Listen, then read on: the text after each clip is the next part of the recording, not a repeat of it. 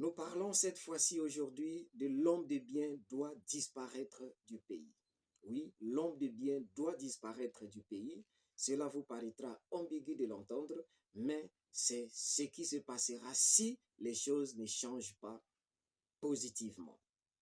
Nous avions lu Michée chapitre 7, le verset 2, ce merveilleux passage que le Seigneur m'avait révélé en disant « Parle au peuple de ton pays, car la méchanceté, leur méchanceté est grande. » L'homme de bien a disparu du pays.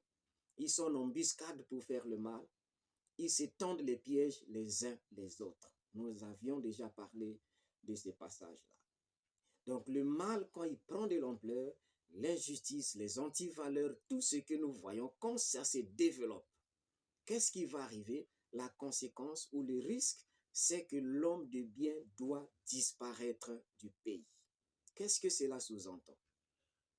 Je prends le cas d'une administration financière ou d'un service financier chargé de recouvrer les fonds ou versés dans les caisses de l'État. Voici ces gens, ils prennent l'argent, ils mettent dans leur poche, ils falsifient les documents et puis ils vont mettre les miettes dans les caisses de l'État, mais entre-temps, le gros lot va dans leur poche. Ils s'enrichissent, ils deviennent riches, ils deviennent bien au détriment de l'État et donc le peuple qui va souffrir ou subir leur injustice ou leur égoïsme.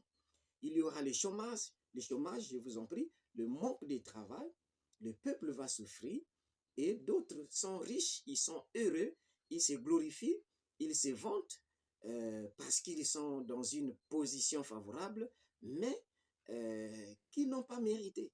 Ils sont riches par la honte, ils sont riches par la tricherie, pas par leur mérite.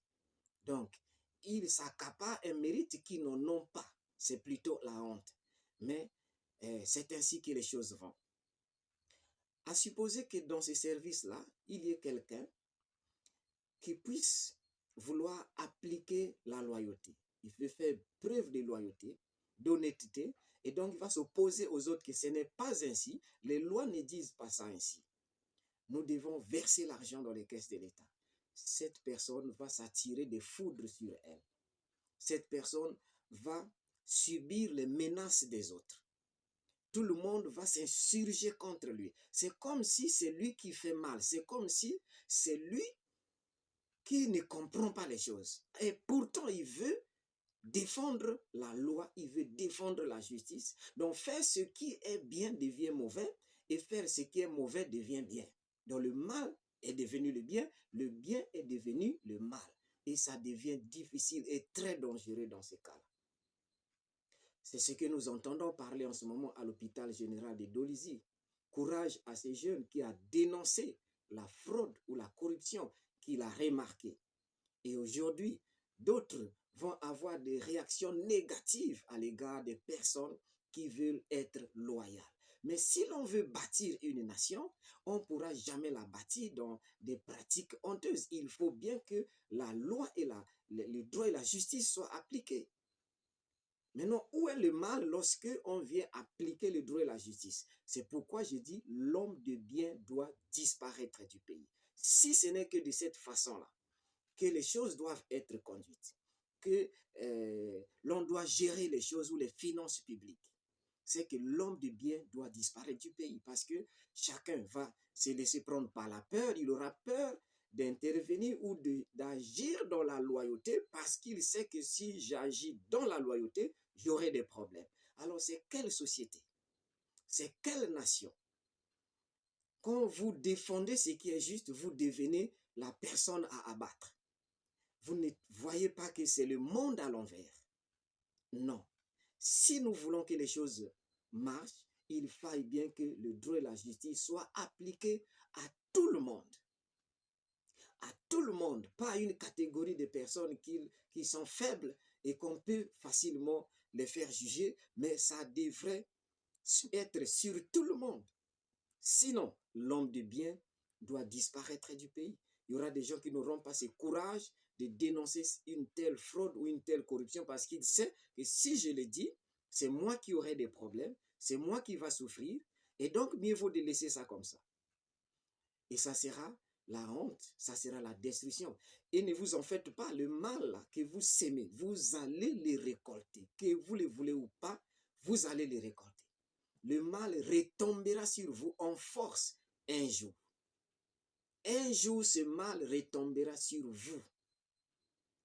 La Bible dit, on ne se moque pas de Dieu. C'est qu'un homme aura semé, il le moissonnera. Mais si vous voulez, il faut se repentir maintenant, changer pour faire le bien. Et je voudrais exhorter ceux-là qui sont dans certains milieux d'être des gens honnêtes, de se lever pour défendre le droit et la justice, et non de se laisser prendre, de vendre son autorité ou son estime pour de l'argent, parce que tu seras bien, parce que tu seras, parce que tu... Ça, c'est l'incompétence, ça, c'est la malhonnêteté intellectuelle.